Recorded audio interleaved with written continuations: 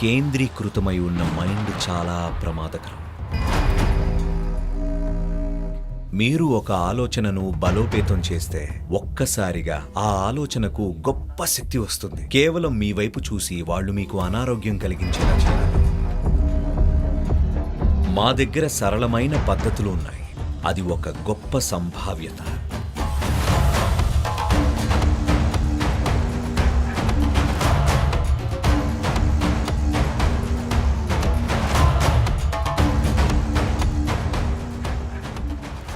నమస్కారం సద్గురు. నరదృష్టి దురదృష్టం ఇంకా హాని కలిగిస్తుందని చెబుతారు. అసలు నరదృష్టి అంటే ఏమిటి? దానిని పారద్రోలే విధానాలు ఉన్నాయా? అలాంటివి ఉన్నాయా అంటే ఉన్నాయి.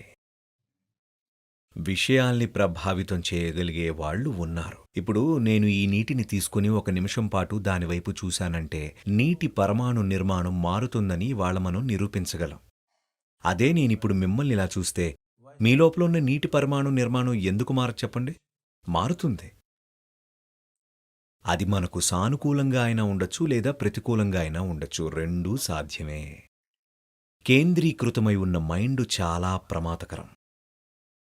ప్రమాదకరమో కాదో నిర్ణయించేది వారి ఉద్దేశం.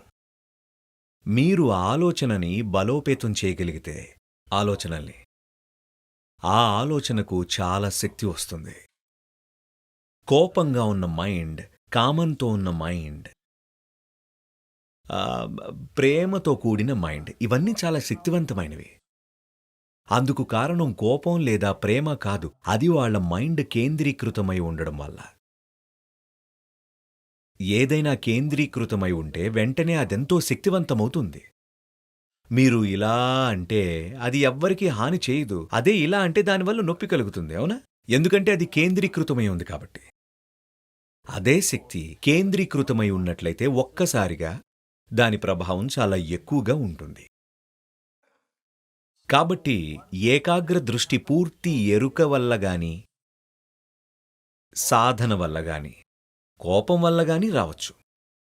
మీరు కోపంతో రగిలిపోతున్నట్లయితే మీ మైండ్ కేంద్రీకృతమై ఉంటుంది. మీరు గమనించారా? ప్రేమలో అయితే అటు ఇటు పోవచ్చు, కానీ కోపంలోనూ ద్వేషంలోనూ అది కేంద్రీకృతమై ఉంటుంది. ఈ ఏకాగ్ర దృష్టి వల్ల అది ప్రభావం చూపగలదు. అందుకే ఎవరైనా విపరీతమైన కోపం, ద్వేషం, దురాశతో ఉన్నప్పుడు వాళ్ళు ఏకాగ్రమై ఉన్నట్లయితే అవతలి వ్యక్తి వాటికి ప్రభావితం కావచ్చు అని అంటున్నా, ఖచ్చితంగా అవుతారు అని అనట్లేదు. ఇంకా మీరెంత అన్స్టేబుల్గా ఉన్నారు అనే దానిపై కూడా ఆధారపడి ఉంటుంది. మీ అంతరంగాన్ని బయట పరిస్థితులు నిర్ధారించకుండా మిమ్మల్ని మీరు తీర్చిదిద్దుకుంటున్నట్లయితే ఎవరు ఎలా చూసినా సరే దానివల్ల ప్రభావితం కాకుండా ఉండొచ్చు. మీరు బలహీనంగా ఉంటూ చుట్టూ ఉన్న ప్రతీదీ మీ మీద ప్రభావం చూపిస్తున్నట్లయితే, మీరు ఆ స్థితిలో ఉన్నట్లయితే కొంతమంది మీపై ప్రభావం చూపించే అవకాశం ఉంటుంది. వాళ్ళు కేవలం మిమ్మల్ని చూడ్డం వల్లే మీకు అనారోగ్యం కలగవచ్చు. ఇలా సాధ్యమవుతుంది. కేవలం చూడ్డం వల్లే చనిపోయేలా చేయగల మనుషులు కూడా ఉన్నారు. కేవలం చూడ్డం వల్లే మీరు వాళ్లను పారవస్యంలో ముంచెత్తగలిగితే అనుకుంటే వారిని బాధకు కూడా గురి చేయగలరు. మీకు తెలుసా? వేరే స్విచ్ నొక్కాలి అంతే. ఇది కొళాయి లాంటిది. ఇటు తిప్పితే వేడినీళ్ళు, అటు తిప్పితే చన్నీళ్ళు. మైండ్ కూడా అంతే.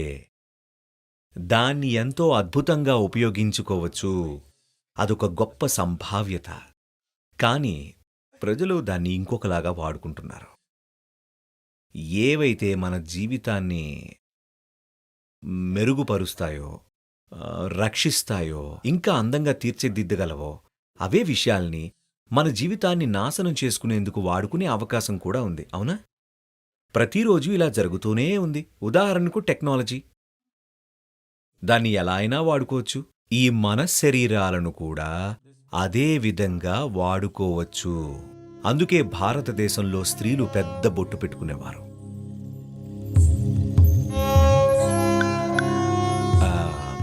ఇలాంటి ప్రభావాలకు లోను కాకుండా ఉండేందుకు పసుపు ఇంకా నిమ్మరసం లాంటి కొన్ని రకాల పదార్థాలను వాడి కుంకుమను తయారు చేస్తారు.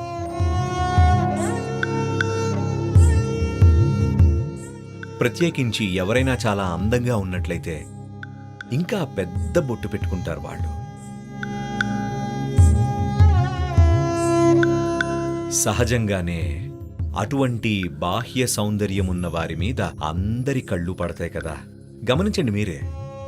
కాబట్టి అది వారి ఆరోగ్యం, శ్రేయస్సుపై ప్రభావం చూపకుండా ఉండేందుకు ఇంకా పెద్ద బొట్టు పెట్టుకునేవారు. So if you consider yourself beautiful, you must have a big smile. You're a tiny one, I understand.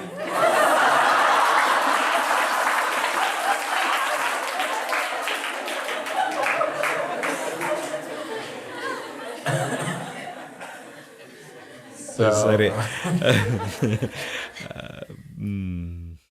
వీటన్నిటిలోకి తెగకండి. ఎందుకంటే తను నన్ను అలా చూసింది కాబట్టి నాకు కడుపులో నొప్పి వస్తుంది. వాడు నన్ను చూశాడు, అందుకే నాకు తలనొప్పి వస్తుంది.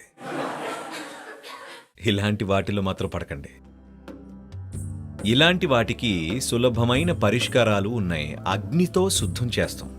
ఫైర్ వాష్ అంటే తెలుసా మీకు?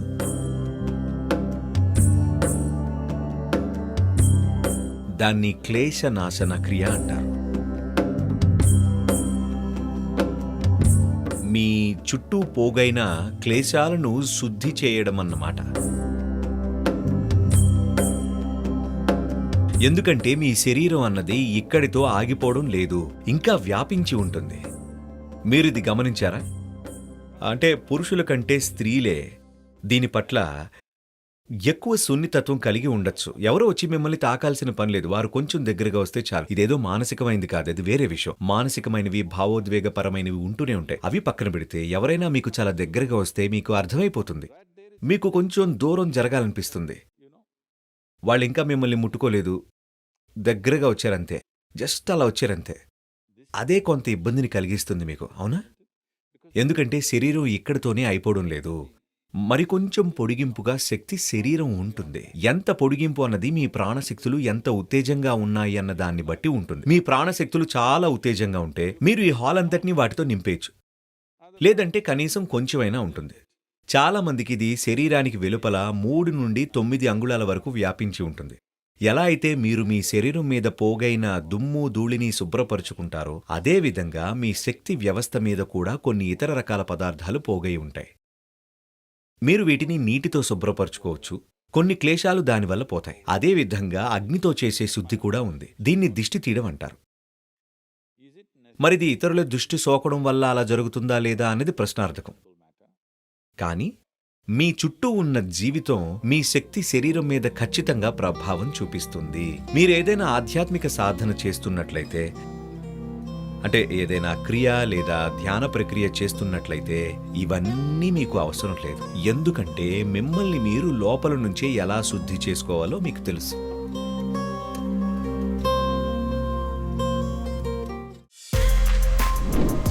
For more videos like this, subscribe Big TV channel.